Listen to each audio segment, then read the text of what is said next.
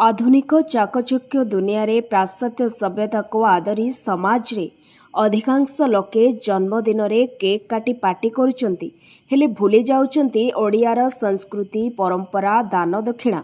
से जन्मदिन को मंदिर रे ठाकुरों को दर्शन करी पूजा पाठ सहित शिक्षानुष्ठान छोट छोट पिलामानंकु खाद्य बंटन करी नियारा ढंगरे पाळिले बालेश्वर युव छात्र नेता हेल्पिंग सोसाइटी जिला उपसभापति तथा युव समाजसेवी जीवन संग्राम मिश्र बापा तथा विशिष्ट समाजसेवी नित्यानंद मिश्र ठारू प्रेरणा पाई समाज रे दुख जंत्रणा रे कालत्पात करुवा गरीब गुरुवांकु विभिन्न समय साहाय्य करबा सह अनवस्त्र बंटन करि आछंती। सेपरी जुलाई 11 तारिख तांको जन्मदिन रे पूजा पाठ सह सहरर 10 नंबर वार्ड अंगारगड़िया अंगनवाड़ी केन्द्र रे पाठ पढ़ुवा छोट छोट पिलामानंकु खाद्य बंटन करी नियारा ढंगरे जन्मदिन पालन करिसंती। एथिरे बापा नित्यानंद मिश्र माँ बीणापाणी मिश्र एवं ग्रामर ग्रामवासी सहित महिला गोष्ठीर माँ माने सहयोग करथिले।